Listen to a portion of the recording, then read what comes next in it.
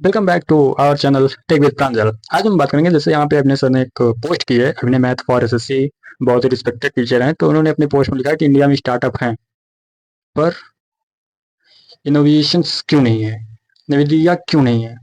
चलिए ठीक है, इन्होंने अच्छा लिखा।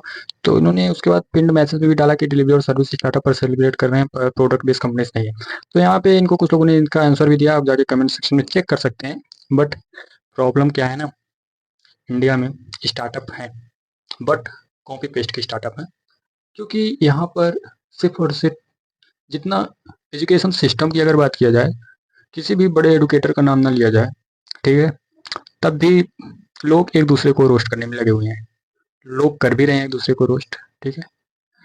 मतलब एजुकेशन एक स्कैम बन चुका है, चाहे वो ऑनलाइन फील्ड में ऑफलाइन हो। ठीक, बात हो रही है टेक्निकल की। अगर मैं बात करूँ, मैं अपनी ब्रांच की बात करूँ, अपनी डिपार्टमेंट का बात करूँ या अपने कोर्स का बात करूँ, अगर मैं बीटेक की बात कर रहा हूँ, बैचलर ऑफ टेक्नोलॉजी से आप बोलते हैं, ठीक, तो वहाँ प्रॉब्लम क्या क्रिएट होती है। ठीक, अभी बात की जाए तो डाटा निकाला जाएगा सिर्फ और सिर्फ बड़ी डिग्रियों का, जैसे बीटेक, एमबीए, इन सब का आप डाटा निकालेंगे तो इन सबका आपका डाटा निकलेगा। ठीक है, इसलिए इन लोग को रोस्ट अच्छे से किया जाता है। अगर आप एजुकेशन में ग्रेजुएशन कर रहे हैं, एजुकेशन सिस्टम में आप अंडर ग्रेजुएट स्टूडेंट है या ग्रेजुएशन किए हुए, कोई भी आप उठा लीजिए ग्रेजुएशन का कोई भी कोर्स, किसी भी फील्ड का, आप उसमें अनएम्प्लॉयमेंट और एम्प्लॉयमेंट रेट दोनों देख लीजिएगा।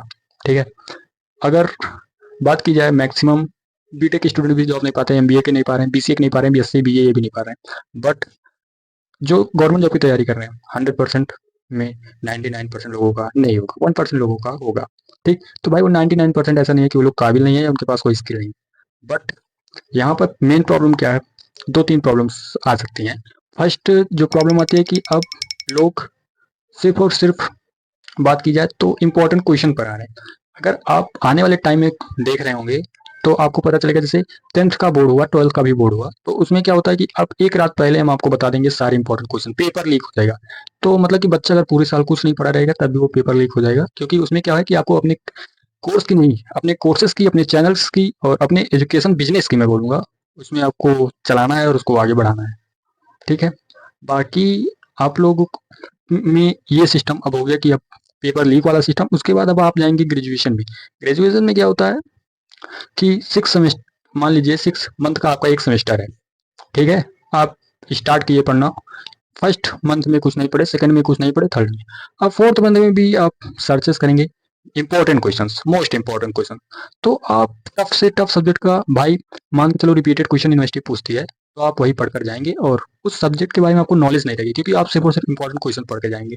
तो इसलिए भी आपका अनएम्प्लॉयमेंट रेट इतना ज़्यादा हो गया, क्योंकि सभी लोग सब्जेक्ट पढ़ चुके हैं। और अगर बात की जाए की एजुकेशन सिस्टम की, तो टाइम टू टाइम अपडेट भी नहीं हो रहा है। 2020-21 के बाद का भी अपडेट नहीं हुआ। बहुत सी यूनिवर्सिटीज कॉलेज में टेक्निकल फील्ड में जो वर्क कर रही हो, कभी हो सकता है उनका सिलेबस 15-20 साल पुराना ही सिलेबस चल रहा है। ठीक, और मैक्सिमम अगर देखा जाए बीटेक बीएससी या बीसीए में मैक्सिमम इतने ज़्यादा सब्जेक्ट पढ़ाए जा रहे हैं थ्योरेटिकल, सिर्फ और सिर्फ प्रैक्टिकल नॉलेज जीरो है। गवर्नमेंट बोलती है कि प्रैक्टिकल नॉलेज आपको दिए जाएंगे। ये अभी जस्ट 2026 का जो बजट पास हुआ, उसमें कंटेंट क्रिएटर स्टूडेंट को कंटेंट क्रिएटर, मतलब कंटेंट क्रिएटर जो बन रहे हैं, जो भी कंटेंट क्रिएट करना चाहते हैं, उनको बताया जाएगा उनकी लैब में। बट अगर आप ये सोचिए कि लैबें पहले से हैं, कई फील्ड की लैबें हैं, बट क्या वो वर्क कर रही हैं? कितने कॉलेजेस में कंप्यूटर साइंस या इंफॉर्मेशन टेक्नोलॉजी या AI, artificial intelligence and machine learning जैसे, डाटा साइंस, डाटा एनालिसिस जैसे लैबों में वर्क हो रहा है? सबसे बड़ा सवाल तो यही है। तो ऐसे लोगों से आप लोग थोड़ा सा वो होइए और अपनी फील्ड पर अपना फोकस करते रहिए। बाकी सर की यहाँ पे कोई गलती नहीं है, सर ने तो बहुत अच्छा सिर्फ और सिर्फ अपना ओपिनियन देना चाहा और सभी लोगों ने अपना अपना ओपिनियन दिया, क्योंकि इंडिया में सब लोग अपना अपना ओपिनियन दे सकते हैं। ठीक, तो ऐसे और इन्फॉर्मेटिव वीडियो के लिए हमारे चैनल को आप सब्सक्राइब कर सकते हैं। और बात करूँ तो मुझे भी किसी फील्ड का उतना नॉलेज नहीं है, बट जो मैं प्रेजेंट टाइम में देख रहा हूँ मैं उसी पे बात कर रहा हूँ, क्योंकि आज से 2 साल पहले का सिस्टम क्या था, अब प्रेजेंट टाइम का क्या है। मिलते हैं ऐसी और एक इन्फॉर्मेटिव वीडियो के साथ, तब तक सब्सक्राइब एंड चैनल को शेयर करते रहिए। टेक विद प्रांजल को।